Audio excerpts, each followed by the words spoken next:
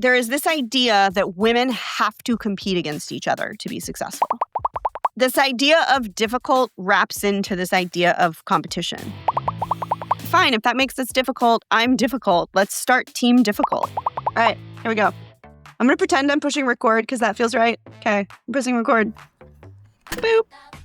Hi, everybody. I'm Lauren Howard. Welcome to Different, Not Broken, which is our podcast on exactly that there are a lot of people in this world walking around feeling broken, and the reality is you're just different, and that's fine. If you've known of my existence for any period of time, you might be familiar with this thing that is on a lot of our shirts that is actually trademarked, by the way. I have a U.S. trademark on this, which is something that I have not said out loud yet. But I did receive my U.S. trademark on this and several other things. This one is Team Difficult, which came from something, this is going to shock you. This is going to shock you. It came from something stupid I said on the internet, but it stuck. I know you don't believe that I would ever say anything stupid on the internet. Apparently, L2 said something stupid on the internet, like jaw-droppingly stupid. It's everywhere. Oh, wow. What did they even say? As if that is not what my entire brand is built on or what I'm doing right this very minute. But we were having a conversation at one point, or I was responding to a conversation at one point about this kind of thing that gets hurled at women as like an invective, where a woman doesn't just say, yes, sir, whatever you want, sir, and then all of a sudden they're difficult. And so I started saying, fine, if that makes this difficult, I'm difficult. Let's start team difficult. And I put a hashtag on it, and I thought it was funny. It was really the reason I did it. And then people started calling themselves Team Difficult. Yes, we're Team Difficult. Stronger than the toughest storm. Yes, we're we rise, Team Difficult. we fight, we transform. Yes, we're Team Together, Difficult. ever bold. And putting it in their bios. And I was like, oh, well, this is a thing that is happening. So, of course, being me, I made shirts. And I sent everybody shirts that say Team Difficult. Because of course I did. And people stop me all the time and ask me about my Team Difficult shirts. So like, what does that mean? It's usually women. And I'm like, oh, well, have you ever been called difficult at work? And they're like, oh, yes, I have. Almost universally. Absolutely, I have. And I was like, if they're going to call us difficult, we're going to be difficult. We were up in New Hampshire once, and I had dropped the dog off at daycare. Mind you, my children never went to daycare, but my dog went to daycare, just if you want to know what the hierarchy of living things in our house is. Anyway, so I was driving back from dropping my dog off at daycare, and I, of course, had to stop at this gas station that has the crispiest Cokes. And I was wearing my Team Difficult shirt, and I walked up to this woman behind the counter, and she said, "What's Team Difficult?" And I explained this to her, and she looked at me and she goes, Oh my God, that happened to me at my last job. Somebody was stealing. And I told them that the person was stealing. And instead of listening to me, they told me I was being difficult. They fired me. They kept him, and now he's in jail. And I was like, are you in jail? And she was like, no, I just work at a gas station. And I was like, that sounds better than jail to me. Good for you. I'm proud of you. When I went to drop off the dog the next day, I stopped at the same gas station. I brought her a shirt and a mug that said Team Difficult. And I was like, you're one of us, baby. She was like, this is so nice. And I was like, we're forever friends now. But anyway, I mean, it came from my own experience and feeling like if I said anything in this meeting or if I responded to the way that somebody responded, that they were going to think it was just me being a problem and not that there was an actual issue that they needed to resolve. And it got so bad that at one point I was having a male colleague go share my ideas in meetings. I know you already have a stack of proposals, but these are the ones I think will move the needle. All right, let's hear them. Because they would accept it from him with no problem.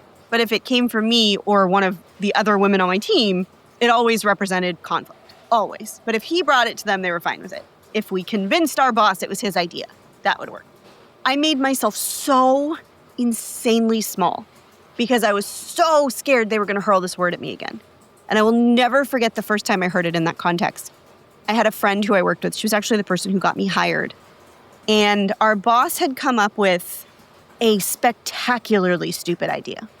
Like the kind of idea that could cost us clients and make us look so wildly unprofessional and unprepared. And we were talking about it, and I was like, well, let me just call him and tell him that this is a bad idea. And she was like, I don't know, I wouldn't do that. And I was like, why not? This is a bad idea. This is going to cost us clients.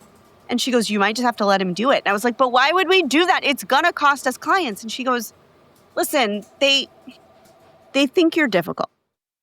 It was like I had been stabbed in the heart. I had no idea what she could possibly be talking about because in my estimation, all I had ever tried to do was make sure that they didn't do the stupid things like he wanted to do that was going to create a massive problem. Somehow that got me branded as difficult.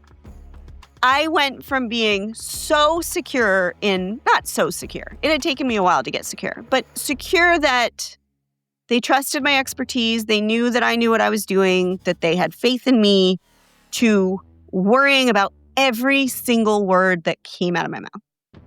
I stopped speaking up in meetings. They made a couple of really, really bad hires that I just let them make that I normally would have said something about. One of them lasted like all of 3 weeks. And I remember one of my bosses saying like, I can't believe you didn't call this one out during the hiring process. And I just was like, oh, I must have missed it. And I'm thinking like, would you have listened? Of course I knew this person was going to suck, but you've hired other people who sucked. You've had lawsuits on your plate because of other people you hired who sucked that people told you not to hire. Now you're wondering why I didn't catch it? Of course I caught it. I'm not going to give you that information. You misuse it. So she said this to me, and first I was mad at her. She was not the person to be mad at. Even though I think we both had a lot to learn about what was actually happening in that workplace. To this day, I think she still plays the game a whole lot more than I am capable of, and I've never been capable of it. Never. I can play it, but I'm miserable the whole time. She's not miserable when she plays the game. This idea of the difficult woman at work creates two kind of workplace archetypes, and I think we are evolving beyond this in some environments, but in some environments not. There's like two women in the workplace, two stereotypical women in the workplace. There's the one who shrinks to fit. She keeps her mouth shut, and she stays out of trouble, and she stays out of the middle of conflict, and she doesn't speak up unless it's something that she's very confident in, and she just kind of lets things happen. She shrinks to fit. She makes herself small to fit the environment so that she's not disruptive, so that she doesn't get labeled something, so that she can survive in that environment. And then there's the other side of the woman who like strikes to kill. This woman will eat anything in her path so that she can be considered one of the boys or have the same consideration that some men get in the workplace. And those seem like two very different things, and I think they're exactly the same. I think those are both survival mechanisms. Now, are some women really just awful to work for and with? I'm sure. But is so much of it probably learned behavior because so many of us were taught as we were coming up that there can't be two women in leadership. So you better eat everybody for dinner or you aren't going to succeed or you aren't going to get to progress. There is this idea that women have to compete against each other to be successful, to be individually successful. Competition is a myth that exists to stamp out community because community is a problem for them. If you and I support each other and have each other's backs and don't let them divide us, and this is more than just in workplaces, this is in kind of every fraction of humanity. But if we let them let us believe competition is the only way to succeed, that we have to compete against each other and be better than each other, then we'll never have community. So our ability to grow is greatly stamped out. It's greatly reduced. Whereas if we stop looking at each other as competition and look at each other as a resource and start lifting as we climb, then we aren't looking at one leadership position for 5 women. We're looking at replacing the whole board with women, or women and non-binary individuals and non-white men and whatever, of people who have not historically been there. This idea of difficult wraps into this idea of competition. It's all the same thing. Make you small, make you quiet, make you distrustful of the people in your environment so that you don't form bonds strong enough that they can't break them. That's what they're designed to do. I support the woman who strikes to kill just as much as I support the woman who shrinks to fit because it comes from the same thing. One of them seems more harmful. One of them is like aggressively more harmful, but they are both the same thing. They keep other women small, either by setting the example or shutting them up.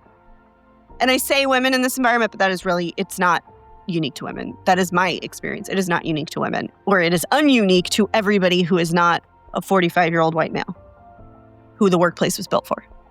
You are not difficult You are not a problem. You are not too much. They're not enough. You are not difficult. You are team difficult. And those are two separate things. Last weekend, my husband and I did something we don't do very often. There's this club in town, and we are very old people. So even saying those words in any order is just terrifying. But it's one of those clubs where there's like a long line to get in, and it's members only. Like you have to have like I don't know. There's like I don't even actually know how that works. People actually ask us if we're members all the time, which is kind of weird. I don't know why it comes up so often. I also can't believe that we can say we're members, but that's like a whole nother thing. That came from like a whole nother thing. But like there's a line to get in. You have to go at specific times. It's a little hit or miss. It's even wild to say this. People go there literally to get drugs. There's actually a line to get out, which is also weird, especially if you're like me and don't like being around a lot of people. They do have like specials and stuff inside, which I sometimes have to get acclimated to. We certainly don't go on weekends very often. I feel like he probably goes more often than I do. Like a lot of our life is built around this. And that is very midlife of us, like very midlife of us, like exclusive club built around this. Don't go on weekends.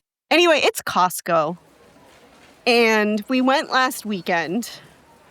And I regretted it so much that I was literally willing to take an entire day off this week if we needed something, so I would never have to go on a weekend again. To be clear, that is the only club that you are catching my husband and I in. 100%. My husband was a much cooler person in his youth than I was at the same age, even though, to be clear, he is ancient compared to me. He is like 150 years older than me. Not exactly, but close.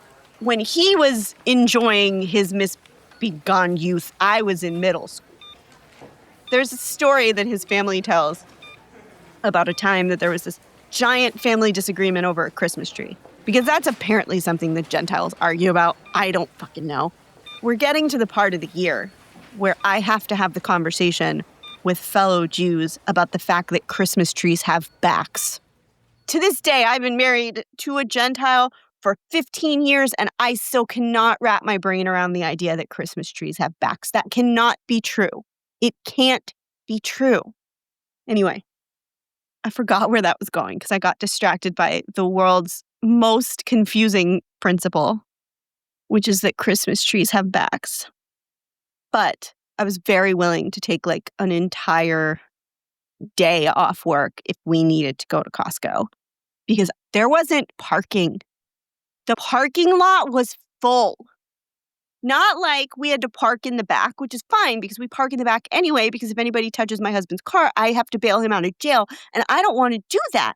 So we park in the back. That's fine. There was no parking in the back. There was an overflow lot that had no parking. So listen, I get that they have a $1.50 hot dog and soda. I am deeply, deeply appreciative of an inexpensive hot dog and soda. Deeply appreciative of it. But I should not have to park in an overflow lot to go to Costco. And that to me seems like a strong indication that you need another Costco. And to be clear, Sam's is not Costco. Sam's will do in a pinch, but Sam's is not Costco. I think if you wanted to really, really make me like endlessly happy for at least a couple hours, because that's about as much unabashed happiness you're probably going to get out of me. I am Jewish, by the way, but it's just not, we're not effusive people. But if you could clear out a Costco and just have it be me walking around with the little snack ladies and not be judged for eating all the samples as I walk around my very quiet, very giant Costco, that would make me really happy. So I'm just saying, those are my goals, is enough Costcos that I don't have to park in the overflow lot, or a completely empty Costco just for me with like a parade of snack ladies. Snack men are fine too. Snack theys are fine. I'll take them. All the she's, theys, gays of the snacks, I'm here for them. Bring me all the snacks on little toothpicks. Anyway, that is the only club that you're going to catch my husband and I at. And even that is becoming too raucous for me in my old age. It's too much. So this is kind of a new experience, but I was at an event a couple weeks ago and somebody came up to me with basically a live small talk.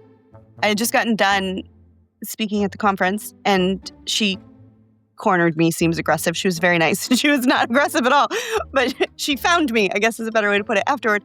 And she was like, I follow you on LinkedIn and I need to ask you a question. And I was like, go for it. And so she basically looked at me in the face and was like, what do I do if I'm buried under burnout and there's no way for me to get out of it? I was like, that is a big question, but a really good question.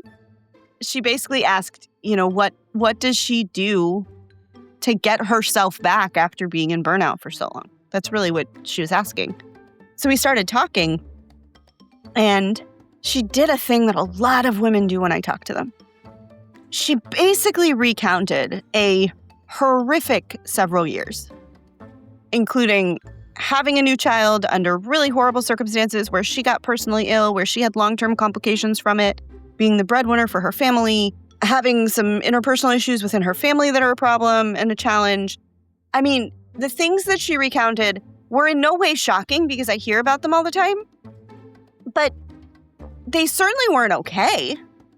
She works at a job that she really likes, but it's a small company, and so they can't give her all the benefits that she would have at a bigger company, but she's worked at bigger companies before, and that was really awful too, and she has a partner, but she's the breadwinner, and her partner hasn't been able to move up in his job, and she still does the lion's share of the stuff at home, even though she has a partner who has more free time than she does, and blah, blah, blah, blah, blah, blah.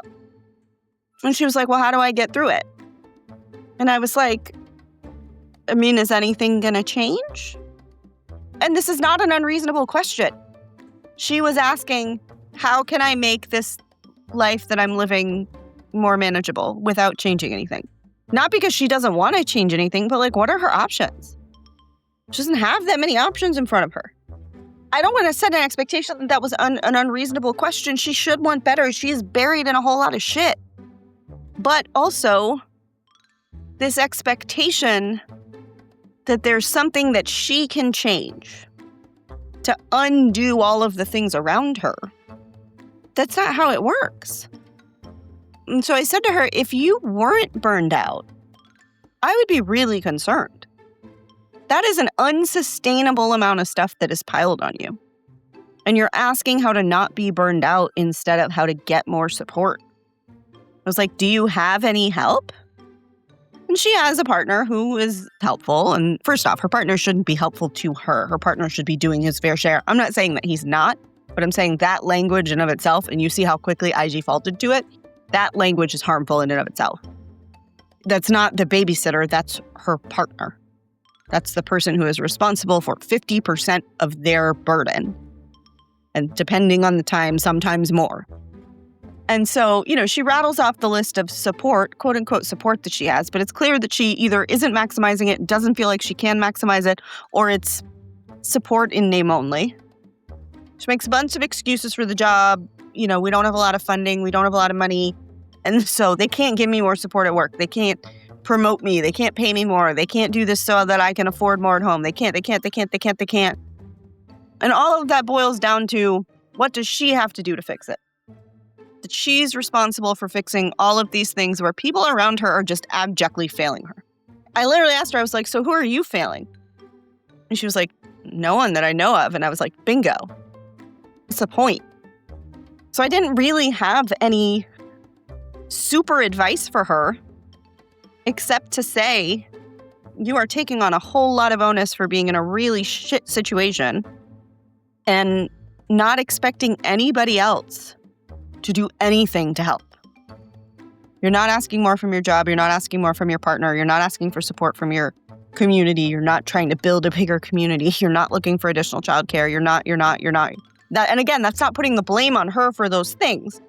she's putting the blame on herself that she can't make this completely untenable situation work.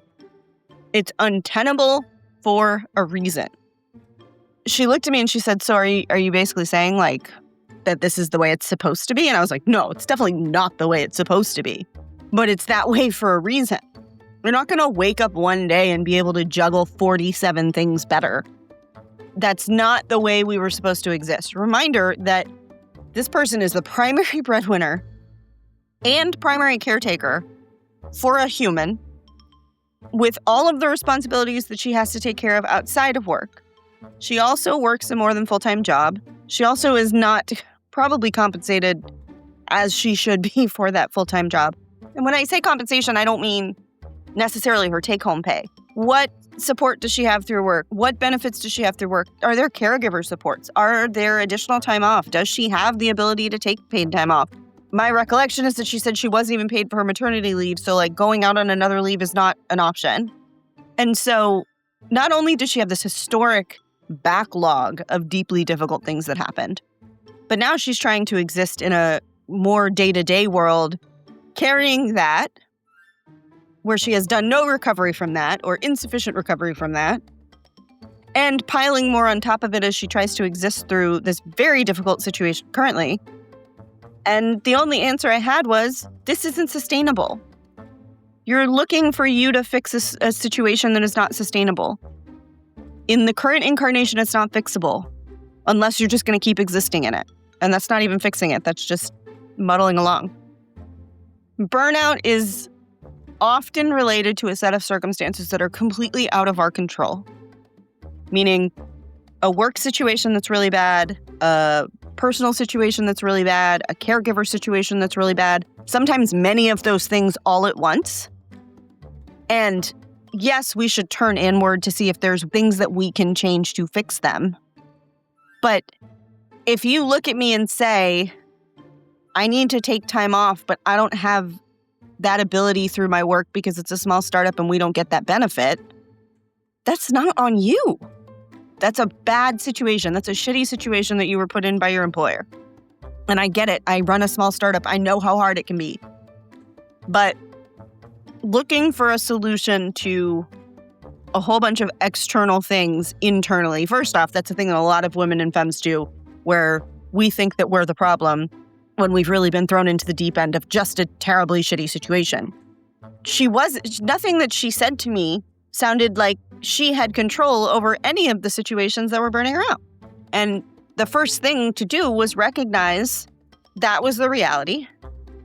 Burnout is a reasonable response to the sheer number of stressors that were punching her in the head daily, and to stop feeling guilty for not being able to do it all. None of us are superhuman. And also, there's no medal. You don't get a medal for shouldering the burden of everything and not asking for help. And worse, not getting help if you do ask. The only victory that you get at the end of that is feeling disconnected from your whole life because it feels like everybody is taking from you and no one's putting back in. It's just something to keep in mind as you are working through burnout, is that if you are put in a bunch of really bad situations, sometimes the solution for burnout does not come from inside. It comes from fixing a bunch of things that are happening externally, getting out of situations, changing living arrangements, getting additional help, finding a new job, whatever. Because you are in an environment that if you weren't burned out, I would be concerned. Thanks for being here, guys. Have a good day. Love you, mean it.